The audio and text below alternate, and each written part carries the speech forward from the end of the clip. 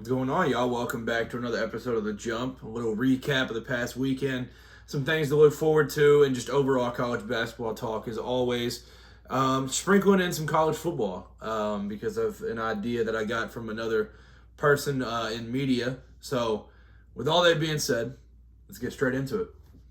So, I'm going to start us off in the funniest outcome of the weekend. In Champaign, Illinois, Terrence Shannon Jr., the man that was behind allegations of last year, had to deal with some charges and had to miss some time on the court. Illinois, they do the right thing. He was found not guilty. He was found innocent, and they do the right thing for who was an incredible basketball player who was probably going to be an All-American last year, first-team All-American last year. They do the right thing. They retire the man's jersey.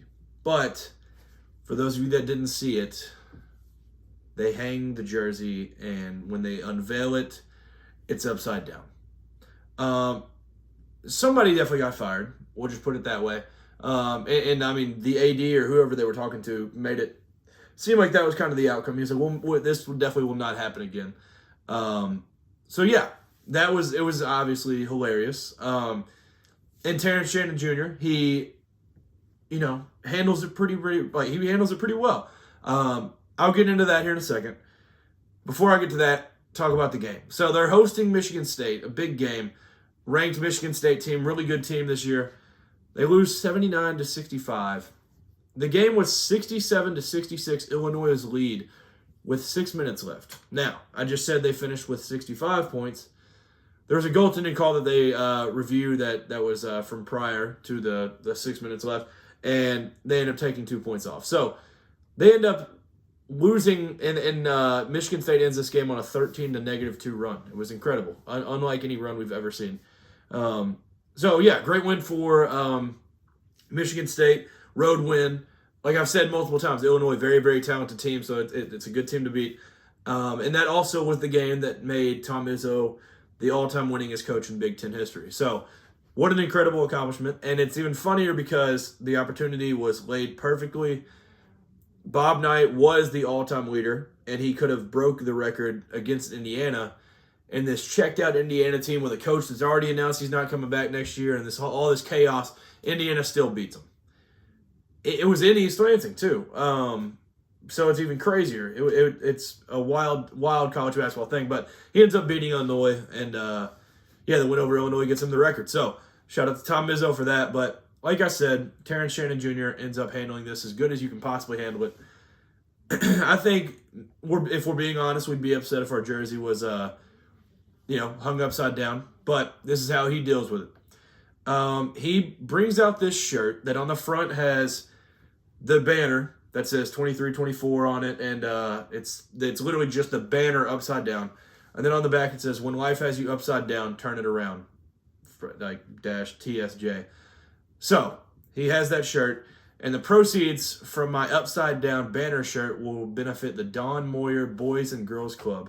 Thank you to Game Day Spirit and Illinois for helping me bring this idea to life. So he takes a negative, and what's the saying? You don't react to it, you adapt to it. It's incredible. He ends up doing this to benefit this Boys and Girls Club, and it's incredible. And now I think they need to leave the banner upside down. I think at this point you've got to do it. So it would turn from a funny scenario to a heartwarming story. And shout out to Terrence Shannon Jr., especially now that all the things are passed and everything. Like, what an incredible college basketball career he had. And yeah, he was special. I wanted him at Kentucky really bad. So I'm glad it ended up working out for him, though. The game of the weekend, Auburn versus Alabama, it was absolute cinema. 1 versus 2. Auburn ends up winning 94-85. In this game, I've seen people take it a whole lot of different ways. I think this is honestly more positive takeaway for Auburn than it is negative for Alabama. I think it's just proof that Auburn is what people say they are. When Auburn and Duke lose on the same day a week or two ago, everybody's like, all right, well, I guess this is anybody's game now. and it is not anybody's game. Auburn goes to Alabama and plays Alabama's game and beat them at it because they were just better. But if you're Alabama, I don't think you need to freak out because Auburn is one of like 3 teams in all of America that can even handle their type of basketball. So they're going to make a run. Like, Alabama's going to be perfectly fine. I'm not really worried about them. Janai Broome didn't even play necessarily good. Finished with 19 points, 14 rebounds, 6 assists. This is, I believe, the National Player of the Year at this point. I've been Cooper Flagg for a long time. I don't see how it can't be Janai Broome at this point. Like, what he's been doing with this schedule, with this team that's number 1, by far the best team in the country, it's been incredible to see. So a 9-point win on the road, it's amazing to see. And I don't remember if it was Auburn or who posted it, but Bruce Pearl's pregame speech, he'll have you fired up, ready to run through a wall. He's basically giving a speech of like why they're number 1, what they're going to do as number 1. So he says like, who's number 1? Who's going to act like number 1? Who's going to handle adversity like number 1? And they did. They responded. They were tied 68-68 with 7:23 left in the second half, and they end up winning that game. Like the courage to be able to, after Bama's hitting all these shots and getting all the momentum in the home arena in Coleman Coliseum, they come back and battle through adversity and win this game. This is the most impressive like sequence of a game for Auburn all year. They've had runs of like, I don't even know. I think in the Ohio State game they had like a 14-0 run at one point. Like, but this right here, this ending the final 7:23 is the best stretch of basketball all year, from my point of view. Just to be able to see how they respond in this situation on the road in a hostile environment, it's been incredible to watch Auburn this year, and that's kind of the staple of like, if you were a little hesitant, there you go. That's kind of the thing for me. So. Yeah, they're just a blast, fun team. Like, Chad Baker-Mazar is obviously a little bit of a hot case. Like, he's a little crazy sometimes, but you know he meshes with the group well. They're a blast like across the board. Like Pettiford and all these big games ends up balling out, and they're amazing. And I think that solidified Janai Broome as National Player of the Year. So I think he might still be on betting odds like second. So if you want to go get him while he's a little lower, I think now's the time. St. John's beat Creighton on Sunday to take a 2-game lead in the Big East. That was very significant news because that was kind of the last stretch. And I think if St. John's beats UConn this upcoming weekend, I think it's just over. St. John's is going to win the Big East. And there's been, I can't remember is it Vice? I can't remember the company that's doing the documentary or whatever for Pitino. I think they're doing it for Cal too, but like they're following Pitino around. And if you just watch his locker room speech, he's what like it's like what Dan Hurley wants to be. Like Dan Hurley's just a nutcase, just losing his mind on the sidelines, all that. Rick Pitino's taking like this anger or whatever out on the players instead of freaking out on the court and all that. So yeah, it's an amazing thing to see all these like background clips of Rick Pitino. So I'm excited to watch that. I haven't watched it yet. I've just seen a few clips, but following this St. John's season is amazing. And I mean, they're shooting a horrible percentage, like I've said all year, but it doesn't even matter. It's not really hurting them at this point. It may hurt them in March, but like, I don't know. We've got a big sample size right now, and they're doing okay. So St. John's, 2 games up in the Big East. For my stocks of the week, I haven't done this in a little bit. For those of you all that are new and don't know what this is, I buy stock in something and sell stock in something. And as of right now, college basketball is the sport right now. Even though hockey's kind of taken over, I'm not even a big hockey guy, but it's been enjoyable, and Thursday night's going to be electric. But I will be selling stock in UConn, which is ironic because UConn just got as I'm recording this, like moments ago, they just got a comeback victory versus Villanova, where Villanova led the entire game. And UConn, I think, closed it down to like a 14-1 run, I think it was. UConn trailed Villanova 58-52 at the under 4 timeout. Outscored Villanova 14-1 in the final 4 minutes. What an incredible finish. It was amazing. Liam McNeely's been absolutely incredible, and that was kind of the thing there at the end. It's been...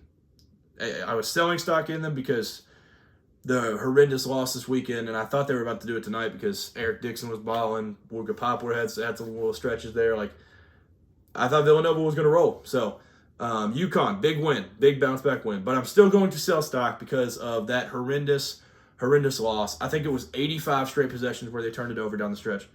And it's all right after 2 rings, Baldy. He says that at Creighton. And he says, don't turn your back on me. I'm the best coach in the effing sport. Following that, the UConn Huskies deliver Seton Hall their 7th win of the season. What a time. This was crazy. I could not believe my eyes that they choked this game away. It took everything in them to end up choking this game away. But UConn, they're flirting with bubble territory, but the win tonight, Villanova is not the most impressive team in the world, but I think the win tonight helps them kind of get right back on the path. Buying stock in Arizona. They dropped 2 straight, but they beat Baylor in Waco, and the 2 straight were 2 of the best teams in the conference, Kansas State and Houston. Not tripping over those. I think they're back, and they're gonna be fun to follow. Arizona's like, I wrote them off early, and I looked like a fool, and so I'm back in on Arizona. I don't know how I'll have them in March. But yeah, Arizona, great ball club.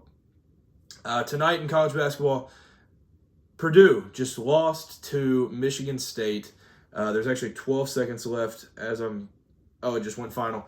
Michigan State went 75-66. This was on Peacock, so I struggled to watch a lot of it because I'm a quad box guy. So one of the games I did have in the quad box, though, was number 7, Texas A&M going to number 21, Mississippi State. Mississippi State wins 70-54, and I was joking about it earlier tonight, saying that like Mississippi State has all these opportunities all the time to beat a team at home. They get all these opportunities, and they even popped it up during the game, like the graphic of like they've had 4 straight like top 15 teams that they played at home, and they've lost them all. They finally get over that hump. They beat number 7 A&M in a very, very important win for them, in my opinion. So 70-54, and it was honestly an incredible comeback. What was the second half? Down 31-30 at half and win 40-23 in the second half, 70-54 final. What an incredible second half for Chris Jans and the Bulldogs. Games to look forward to this week. Number 4 Alabama at number 15 Missouri. That's Wednesday night. Number 14 Michigan State at number 12 Michigan. That's Friday. Michigan is 1 game up in the Big Ten currently. I think tonight might have made it a half game, maybe. Let's see. The Michigan squads are they're just 1 game up still. So Purdue is now 1.5 games back, but Michigan is still 1 game up with this game coming Friday. It's going to be an exciting one. Number 17 Kentucky going to number 4 Alabama. That's Saturday. Also Saturday, number 6 Tennessee at number 7 Texas A&M, number 8 Iowa State at number 5 Houston, number 2 Duke versus Illinois in Madison Square Garden. Illinois is playing Wisconsin right now, which had an opportunity for another big win. In MSG Saturday, and then MSG on Sunday, you have UConn at St. John's, and I could not find it. I know somebody tweeted it recently. Dan Hurley's record in Madison Square Garden, especially in recent years, is absolutely insane. So this could get interesting. We'll see. This is like sacred ground for both these coaches. So UConn St. John's on Sunday is going to be incredible. Stepping over to the college football world real quick, because this is college football and college basketball that we talk over here. So real quick, shout out to Brandon Walker of Barstool. He is a guy that he's not the best role model, but I look up to him and the ideas that he has and the way he runs his show and stuff at times. So I do have some respect for Brandon Walker. So I did see that he had done last week. He tweeted out, there are currently 13 fan bases in college football who are 100% completely happy with their program right now. Now, I'm going to bring this up, and I'm bringing up 2 more that he disagreed with, but I agree with. So, starting it off, Texas. Obviously, you can't be in a much better spot than having a young, up-and-coming coach and literally a Manning as your quarterback. Don't need to go any farther. Ohio State, they just won a championship. They have an incredible roster. They have the best offensive player in the sport and the best defensive player in the sport. Both coming back next year. Don't need to go any further. Indiana. Kurt Zignetti has Indiana football winning games. That's enough. SMU, they just made the playoff, and I think there was something about the portal. They returned, I think, the most players, or lost the least amount of players to the portal, I think it was. Like, they only lost, like, one guy. Notre Dame, obviously, they young, up-and-coming coach, and just made the national championship game. Oregon, same thing, young and up-and-coming coach. They just ran into Ohio State at the wrong time. They're going to be a team to watch for years to come. Arizona State. Arizona State is one of the best football teams in the Big 12 going forward, and they have the youngest coach in Power 4 as their head coach. So it's going to be incredible. And they bring a lot back. Obviously, losing Scatterboo, but bringing a lot of guys back. Ole Miss. This one I was a little bit hesitant with just because they had one of the best rosters of all time, and they kind of failed with it. But Ole Miss, I can completely understand why they would be 100% happy. So I do agree with that in the end because they're going to be, if they keep playing, they're always going to be kind of in the running, and he'll be able to get guys in. Illinois. Illinois, I think, was the most disrespected Power 4 team of the year. They obviously had the game they beat South Carolina in the end, but they go 9-3 regular season. And Bielema, he's on Twitter just calling a shot against everybody. So Illinois, I think, is in a perfect spot. Luke Altmaier had an incredible season this year. They're going to be a fun team to watch. They'll probably be top 10 once the AP poll comes out next year. Syracuse, this one I was a little off on just because they had Kyle McCord for 1 year. But with Fran Brown there, they're going to be excited about football going forward. And I think he's a great coach. So I think that one makes sense. I don't think it's an insane one. But yeah, Syracuse, I was a little hesitant, but it does make sense. It's Syracuse at the end of the day. Missouri, this one, Eli Drinkwitz, they're getting recruits. The NIL is in a good spot. Obviously losing a lot, but they just brought in Padula, and they brought in Marquise Davis, which is one of the guys I was excited about in Kentucky's recruiting class. They flip him, bring Ahmad Hardy from UL Monroe. They're going to be good next year. Colorado, this one also, you had one win 2 seasons ago, and now you have the entire country's eyes watching you, and you're bringing in 4 stars, 5 stars, and you have 3 Pro Football Hall of Famers on your sideline, one of them leading your team in Deion Sanders. Vanderbilt, Diego Pavia literally made a new rule to get him another year of eligibility, and that was the quarterback that was at the helm of the happiest moments in your program's history. Yes, they are 100% happy. I can't imagine how you could be any more happy right now. Now, the 2 that he knocked down that I do think are 100% happy just from knowing a few of both, Michigan and Florida. Michigan, I think Brandon Walker said that he thinks that even part of their own fan base thinks that they're not in the best spot ever, overall going forward. And I think the biggest part of it is he's not a big Sharon Moore guy. I am. So that's part of the reason that we're indifferent on this. But I think Sharon Moore's an incredible coach. So I think they're in a great spot. And the Bryce Underwood pickup is absolutely incredible. They bring in Justice Haynes. He's looking good in the offseason from as much as you can tell. I think Michigan's in an incredible spot going forward. And they're beating Ohio State every single year. They won a title 2 years ago. And it seems like as of right now, they might be able to escape without getting in too much trouble. So, I don't see how you can't be 100% happy if you're Michigan. But that's from my perspective. Some people don't think Sharon Moore's going to be the coach for the future, but I think he will be. Another team, Florida. Billy Napier. This is another situation where a lot of people don't think he is the guy. I think he might be the guy. It's taken a while to get him to this point. But when you have DJ Lagway there and he is committed to that coach and he loves Billy Napier and they're bringing back what they're bringing back, I think you have to be ecstatic. And Florida recruiting is outstanding as of recent. So, bright future for the Florida Gators, and Gainesville's rolling. Now, the 2 that I was on the fence about that I saw him comment on, but I could see whether they would be happy, sad, in the middle, whatever. Penn State and Iowa State. Penn State, I think there's just always going to be in the back of your mind that James Franklin can't get it done because he hasn't, and he always just loses to those teams at the top.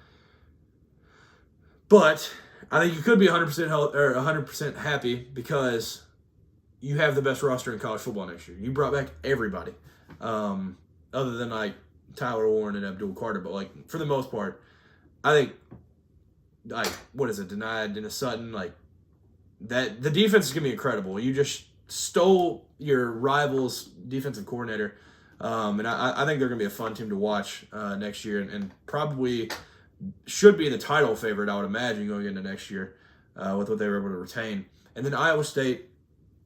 This one's weird to me just because Matt Campbell was like low-key on the hot seat. They had a great year, go to the Big 12 championship, barely miss out on the playoff, honestly. But it's just interesting because like it's not been all sunshine and rainbows in Iowa State. So like I don't know. I could see where they could be 100% happy, but I could also see a world where they're just kind of like awesome season. Let's hope we can do it again. But moving on from that, Indiana basketball head coach vacancy. So back to college basketball.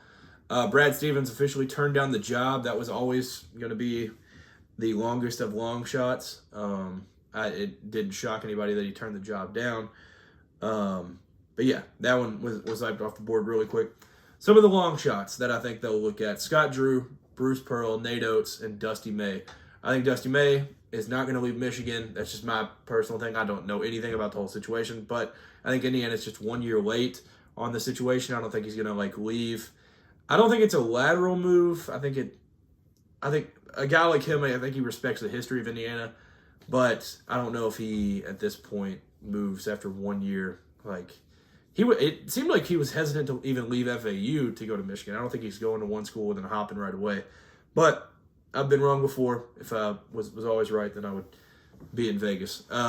Nate Oates, I think they'll call, and he will maybe not even answer. Bruce Pearl, same situation. I could see maybe Bruce Pearl go, but I don't know if he leaves Auburn at this point. I think Auburn probably gives him whatever he wants, especially if they make a run of some sort in March. And then Scott Drew. He has Indiana ties, so it makes it a very interesting name to follow, but he's been at Baylor for like 20 years. I just don't know if he even leaves at this point. I feel like he's like a Baylor ride or die. Like he's going to end up being there like 10 more years and just retire, if even that. I don't know. He just feels like a Baylor guy through and through. I know he's got all the different Indiana ties, but yeah, he's a long shot in my opinion. Some of the reasonable hires that I think need to be on the list right away. Mark Byington. It was false rumors of like Kurt Cignetti saying that they need to hire Mark Byington because of the JMU connection, but I think what Mark Byington's done at Vanderbilt in year one is absolutely incredible. Vanderbilt, obviously not a basketball power at all. So what he's been able to do this season is absolutely like unthinkable. He's had Vanderbilt in a lot of games, winning a lot of games, and competing in the best SEC we've ever seen. TJ Otzelberger, I think this has to be the first call. I mean, out of the reasonable list, this needs to be the first call. I don't know if he leaves Iowa State, but he would be a home run hire, in my opinion. This is the hire that like I think would get you the most juiced up just out of the possible names. Ben McCollum, he is 23-3 right now at Drake in his first year at D1, but he's a 4-time national champion at D2 Northwest Missouri State. So I think what he's proving is that coaching with the right like players and fit and everything can win at any level, no matter where you're at. And I think Ben McCollum is a great coach, and he's up and coming, and he's a guy that you could have there for a very, very long time. Brad Brownell at Clemson, he's went to the Elite Eight last year. Born in Indiana, I think he's an Evansville guy. Could be wrong, but I think that'd be a great hire too. I think it's a safe hire. Like he's not gonna run your program into the ground, but I think it's a solid hire. Will Wade, I'd be shocked. I think he already has his mind on a couple of different jobs, maybe the Miami job, maybe somewhere else down south, but I don't think he would. Buzz Williams, I think, would be very interested in the job. He's not like he doesn't feel like he's a Texas A&M for a lifer. I mean, he's only been there, what's he been there? Probably 6 years, 7 years? I don't even know. But he's not, like, stuck there. So I think he'd be interested in the job. Bryce Drew, I think, would be a guy you need to call. Josh Schertz at SLU. I thought he would be a good hire for Louisville to get. Obviously, they made the right decision with Pat Kelsey. And then Chris Beard, I think, is the guy to call. And if I was betting on this, I think it will be Chris Beard. That's why I saved him last. He is a Bobby Knight, follower. He quotes Bobby Knight. He talks about Bobby Knight. He coaches similar to Bobby Knight. Everything about him is Bobby Knight. And if you have even a glimpse of that, I feel like Indiana fans would be absolutely ecstatic. So I think Chris Beard is the guy for the job. And I think he would leave Ole Miss for it. Moving on to another college basketball topic. Cooper Flagg. He said that he wants to return to college.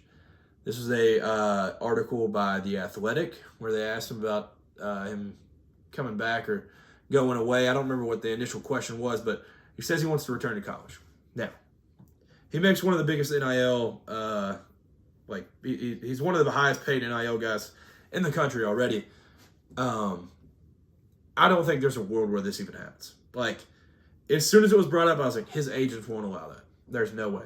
But then I was like, the money that's in college now, is there a scenario?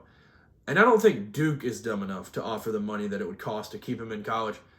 There's no way he's staying in college. There's no way. He's going number one in the draft. It's not even a debate.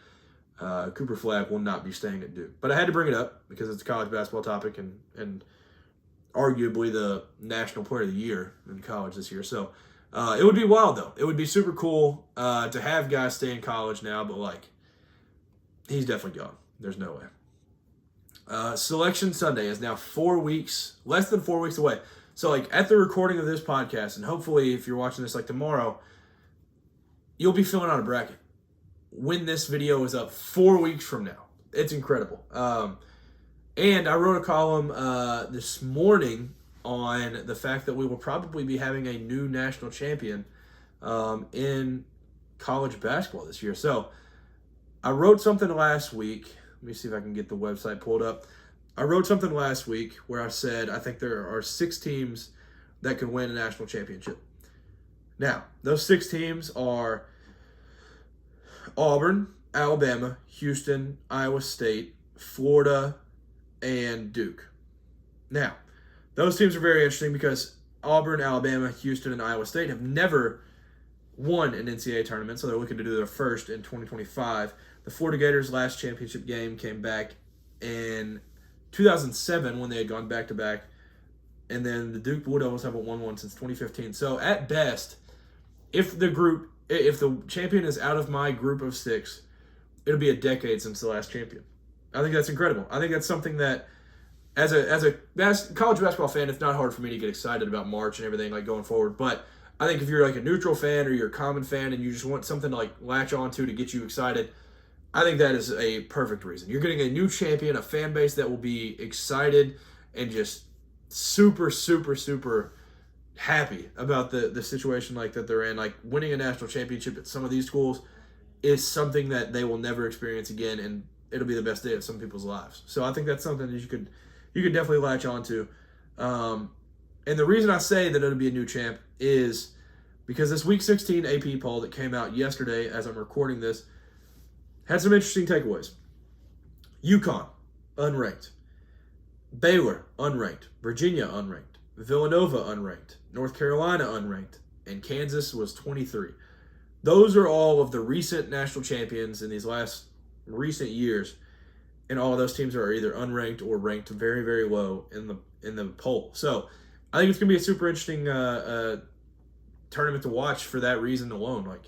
It's going to be amazing just to follow, and hopefully there's a new national champion and 4 weeks out from it. So I'm excited. All the bracketology has been incredible to follow. It's been funny to see, as a Kentucky fan, to see they've somehow squeezed in all the storylines for ours. It'll be Kentucky is the 4 seed, your 2 seed's Tennessee, your 1 seed's Duke. Louisville sprinkled in there, St. John's is in there somehow. BYU is in it somehow. UConn will find their way in. It's so funny to follow that they do it for all the storylines. But yeah, super, super excited. I can't wait. And I hope you all are happy to enjoy the ride with me. Before I head out of here, I want to say prayers for Kentucky, man. I am from the Bluegrass State. I'm proud to be from Kentucky. The floods that have been happening, and just, it's not only Kentucky, because like it's happened a lot of places, but in Eastern Kentucky specifically, 14 people have been announced dead, and I think there's still an opportunity for them to find some more, which is extremely, extremely heartbreaking.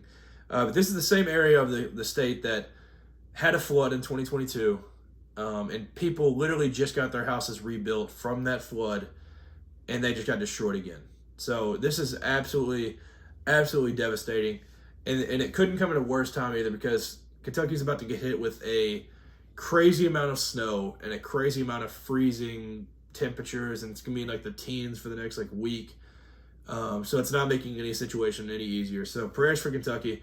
If you are religious, like please say a prayer for the state and just all these people that are going through all of this. And man, I just can't imagine. Like there was a mother and a son that were found dead, and it's just a terrifying situation. And even after the water drains away, just the mud and the damage that was caused is absolutely heartbreaking. So prayers and my thoughts go out to all those people dealing with this in Eastern Kentucky, and these temperatures and everything going on. It's going to make it even worse. So with that being said, thank you for tuning in to another episode of The Jump. Thank you so much for any support. Make sure to like, comment, subscribe. Thank you for staying to this point in the video. Go follow the socials, The Jump Sports on everything. Add an underscore if you're trying to find it on Instagram. But thank you for tuning in. Enjoy this college basketball that we have this week. It's an incredible slate coming up. And peace.